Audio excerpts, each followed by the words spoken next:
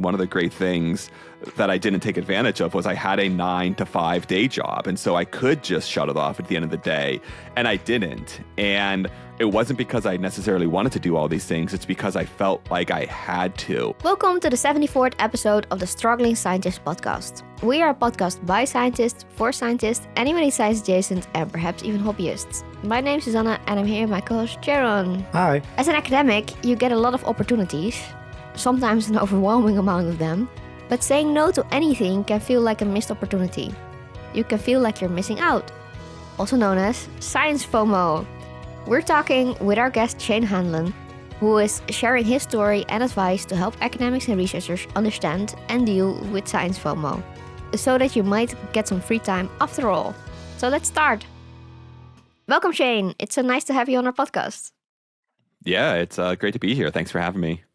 Yes. So before we get started talking about today's topics, we would love to know a little bit more about you. Could you maybe introduce yourself to our listeners? Who are you? What is your scientific background? And do you have any interesting hobbies? Sure. Yeah, I am currently new to this role. I am executive editor of Brand Lab at the American Chemistry Society, which is, we are science marketers. So folks come to us and we create storytelling opportunities and content like videos and audio and white papers and ebooks and websites and that type of thing to help them spread their message. I am not a chemist by training. I actually have a PhD in biology. So I was in conservation and ecology work and made my way to where I am now circuitously, like many folks do, part of the Science FOMO thing that I'll get into a little bit more.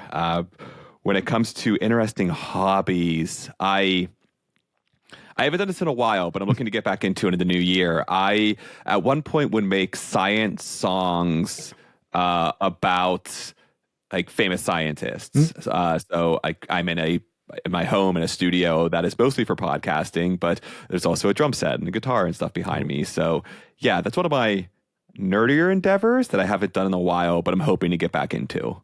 Cool. I like also that that's the nerdy part and not the science.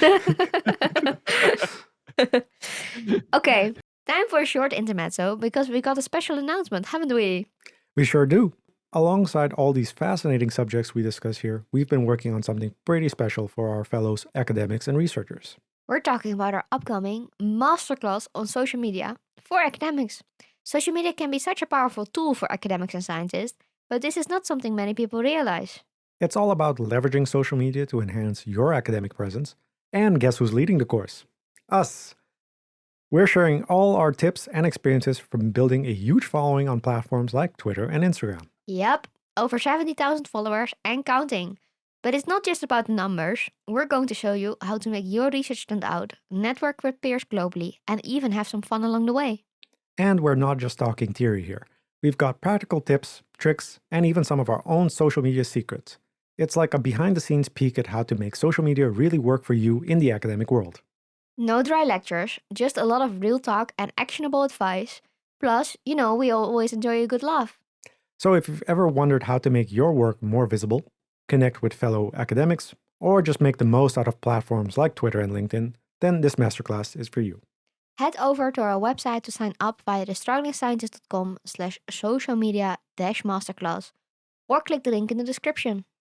Trust us, it's going to be worth it. And hey, who doesn't like being a bit of a social media star, right? So to dive right into our topic, Science FOMO, in the context of scientific research and academia, what is Science FOMO and what led you to call it this?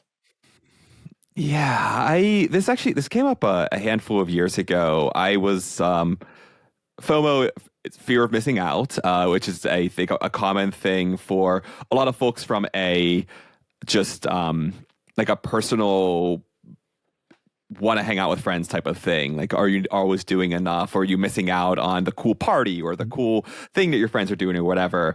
And I realized that I didn't really have I was fortunate that I didn't really have a lot of imposter syndrome when I was coming up. And I recognize that's a good thing for me specifically. But I did have this feeling that no matter what I did, whether it was when I was an active researcher or anything I've done since then, I've never thought that I was doing enough. So it wasn't quite, am I good enough? It is, am I doing enough? Am I doing enough research or teaching or outreach? Or now that I'm out of academia, am I still connected to those things? And so my idea of Science FOMO is, am I doing enough now as a non-researcher to fulfill this thing in my head, this expectation that I have that I need to be a certain thing, need to be doing a certain amount of things.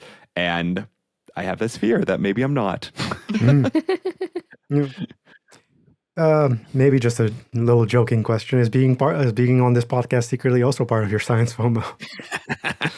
I mean, yes. Short answer is yes. Part of it is I just want to make sure I'm still kind of out in the world and doing sciencey things. And I did a podcast. Part of my previous role was I was executive producer and co-host of a podcast, and I really miss that. And so it's been a long time since I've been behind the mic, and I was like, this will be a great opportunity for a number of reasons, but also I kind of want to be doing podcast stuff again. It's fun. Yes. Okay. So Science FOMO is something that you have dealt with while you were still in academia, but also now that you're out of it. How do you think it impacts mental health and work-life balance? In kind of the beginning, when I first realized that this is at least what I was going to call it, it wasn't great because I felt like I just needed to be doing all the things all the time. And it really manifested, I'd say, once I got out of my PhD. I ended up moving, I'm in the States, I ended up moving to the DC area, working in government for a little bit in science policy. And I loved the opportunity, but I wasn't doing research anymore. I wasn't teaching anymore. I wasn't doing outreach. I wasn't doing a lot of the things that I thought it meant. Like, I thought what being a scientist was, like what I thought, these preconceived notions I had. And so I just did everything. I did my 9-to-5 day job, which was in science policy for the government. And then I would take on all sorts of extracurriculars. I would write questions for science bowls.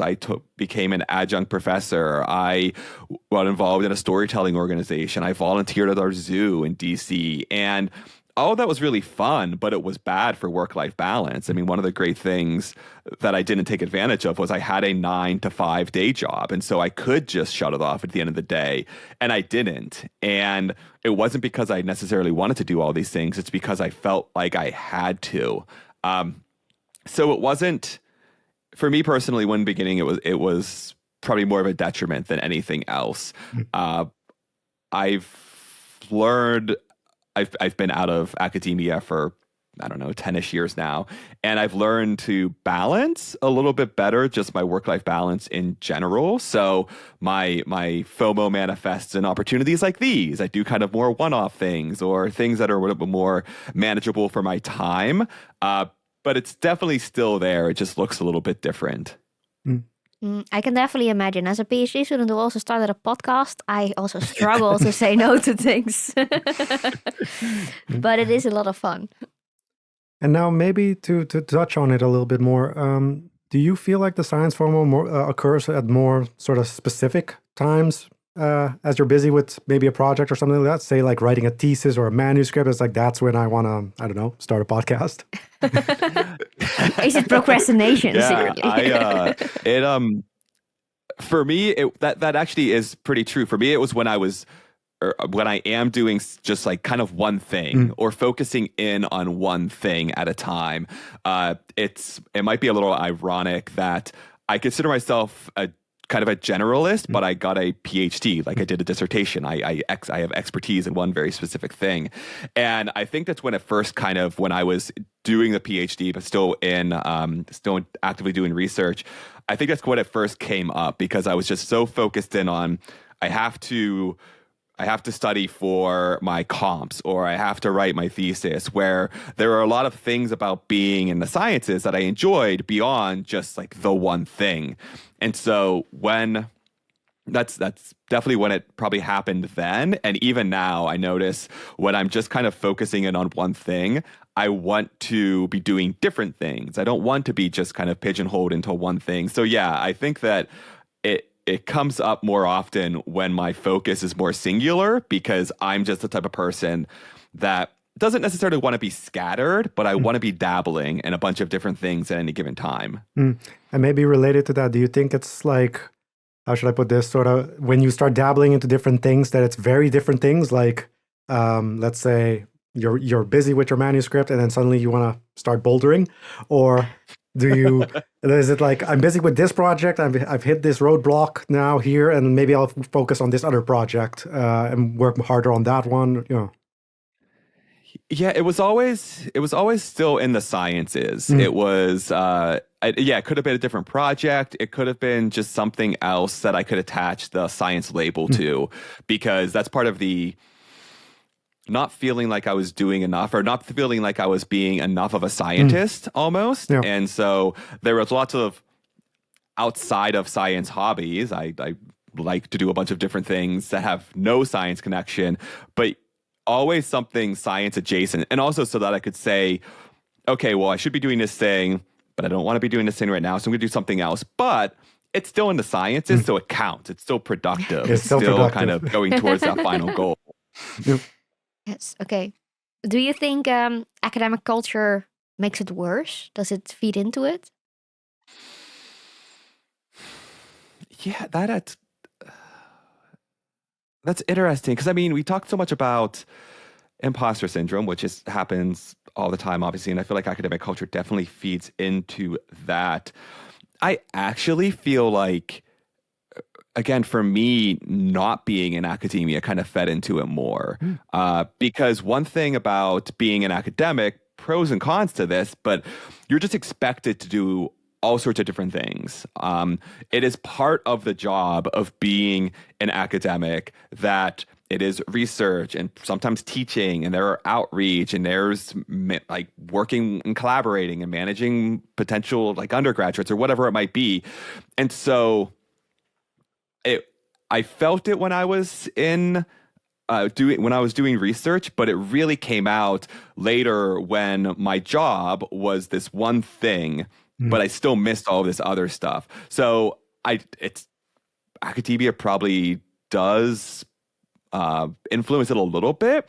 But again, for me, it was more so being out of academia and not being expected to do all sorts of different things, which was nice, frankly, from a work-life balance, but also this worry that I might forget something or that I might miss something or that, I would miss out on some opportunity that I would have just had naturally if I was still in academia. I do feel academia sometimes tends to say that if you leave academia, you will miss out on all these opportunities and your job won't be diverse enough. And so in that sense, the stereotypes that academia has about like leaving academia might definitely play a role in how you felt outside of that afterwards. That is definitely true. One thing that I worried about so long, because when I left academia, I didn't leave because I had that I didn't enjoy it. I had a bad experience. I actually really enjoyed being a researcher, really enjoyed my academic experience. Just something better for me came along. But I always had this idea for quite some time that maybe I'll come back. Maybe I'll get back into this world, maybe. And so I never really quite let go of that. And you're right, when I was worried that there were these opportunities or just fun things that were happening or for my colleagues or for peers that I had that were still in academia. Even to this day, I had a conversation with a friend yesterday who's a tenured professor. And I think, oh yeah, there's some really cool things about that I would really enjoy. And so it's still there. There's still something kind of pulling me back because there is this question I have, like, am I actually missing something that I could have had that I won't? And I think that's okay, but that ping is still there. Yeah. And maybe to touch on it a little bit more as well, do you think that there might be other sort of external factors outside of academia, like, for example, social media, that also play a role, that it reinforces this feeling of like, I see other people doing this scientific related thing, maybe I should have a look at that as well, or I'm missing out?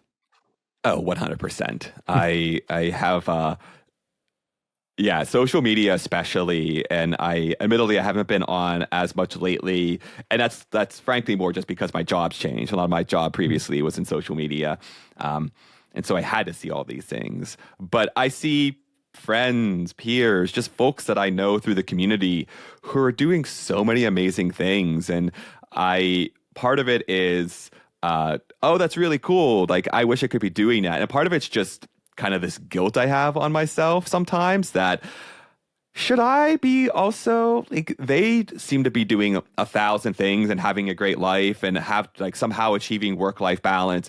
Why am I not doing that? Mm. Why can't I be doing that? So social media, just even talking to folks or just seeing a person's name pop up for winning some award or publishing their most recent manuscript or whatever it is, there's definitely an influence there, and it definitely affects how I feel about it. Mm.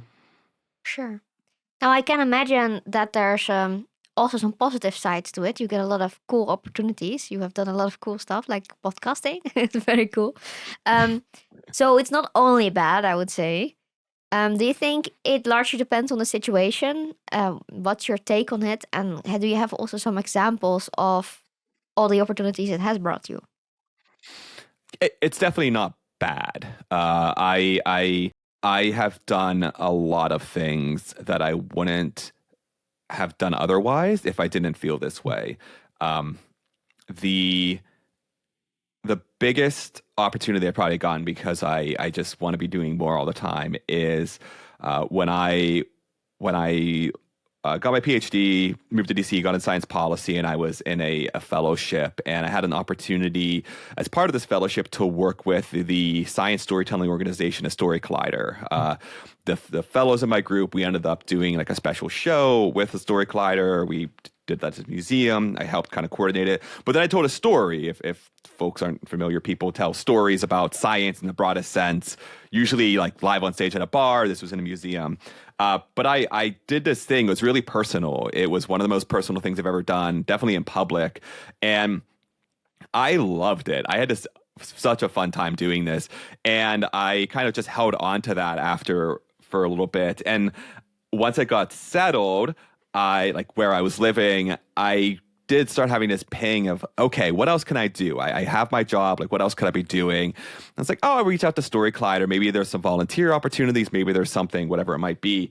And to my surprise, they were thinking about starting a standing show in the city I was in DC, and asked me if I wanted to be the producer who ran DC. And so my curiosity, or I guess my need to do more things, led me from just being interested in this thing to being then one of the two lead producers in DC. And that was years ago now. We've been doing shows ever since. So if I didn't have that desire, that need to do more, I don't know if that opportunity would have ever come about. And it's frankly one of the most fun science related things I do that has nothing to do, well, not nothing, but that's not my day job. So there have been really great opportunities that's come of it, certainly. Yeah, I wonder, right? So now you had this opportunity that you could not have predicted before when you started it. But I can imagine you also had like multiple opportunities or multiple different things that you wanted to pursue sort of simultaneously, not necessarily sequentially or something like that. How do you decide which one you're going to do? Is it more fun related? Is it impact related? What's your decision making on that? I can honestly say I never got to the point where I had to decide one or the other because I just never said no. That's a science FOMO. That's really true. There was a point, in the middle of all of this, at some point, like there were some fellowships and then my permanent job, and I was unemployed for a handful of months, 3 or 4 months between things. And at that point, it just took on everything. And because I had nothing else going on during the day, so I was doing Story Collider, and I was working at our zoo, and I was writing questions, and I was doing all sorts of other things. And I just said yes to all of those opportunities. Partly Science FOMO, but frankly, I needed money at the time. Like I didn't have a job. And as time went on, I got more solid in my career and I got a full-time job. And the problem with that is that it was hard letting go. Mm. And so that's where the decisions had to come in, because I felt like, and that's where the FOMO came in, that if I let go of something, I was letting go of part of who I was as a scientist. I was letting go of what it meant to be a scientist, because if I don't have all of these things, then who am I as a scientist? I'm just a guy working a 9 to 5. Mm. And so that was the really tough part. And I just had to, the decisions I made were based on, what I enjoyed most in the moment. And so Story Collider is really the one that stayed. I still do a handful of things once in a while, but Story Collider stayed because I love doing that. I love shows. I love being part of that group. The organization's really great, but it was tough at first because I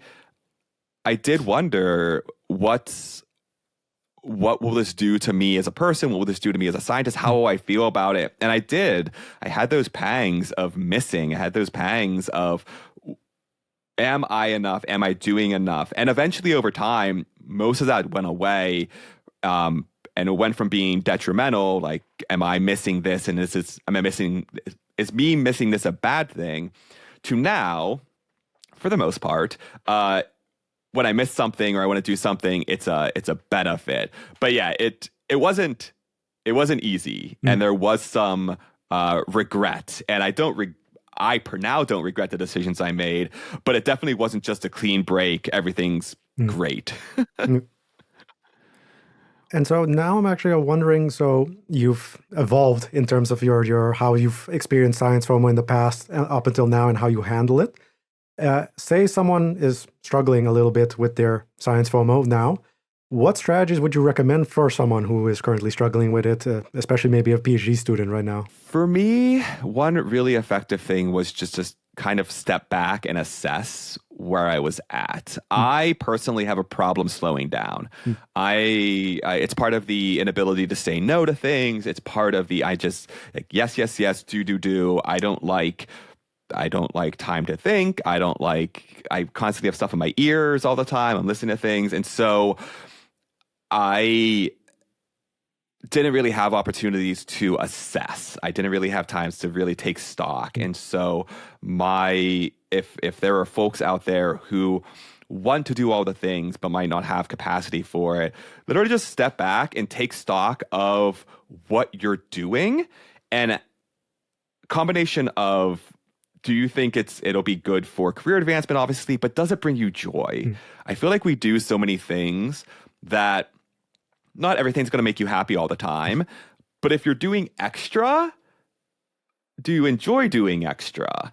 And that's one thing that I had to think about. All the things I was doing, what was the perfect combination of, is this good for me down the road for my career, but also, do I like it? And that's what allowed some things to slip away. And so it's an easy thing to say, honestly, just like step back and take stock of who you are and what's going on in your life. But I did it, and it wasn't easy, and it was there weren't kind of clear lines, frankly, when I first thought about this. But ultimately, it was, how good is this for me? But honestly, how much am I enjoying this?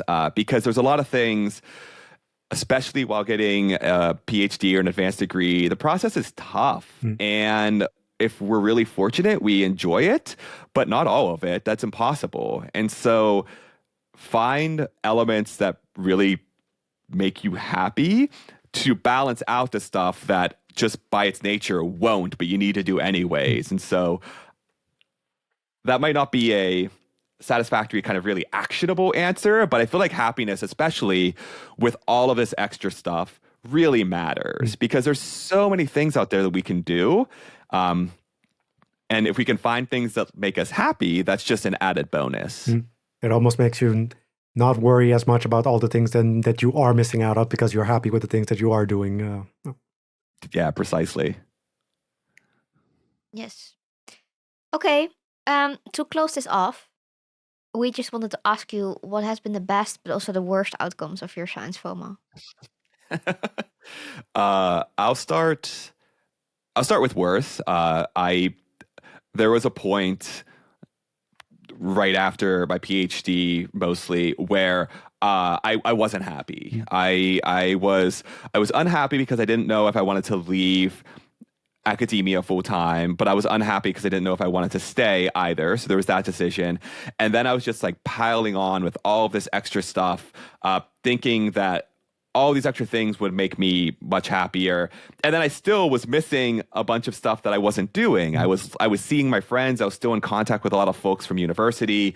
I was seeing folks go to postdocs or get professor positions. And I was too worried about what everyone else was doing, kind of back to that earlier question, and not what was good for me. And so that was really tough. And it was a time thing where eventually, yeah, like I mentioned, things fell away. I figured it out, and I got a lot. I got happier, which was very nice.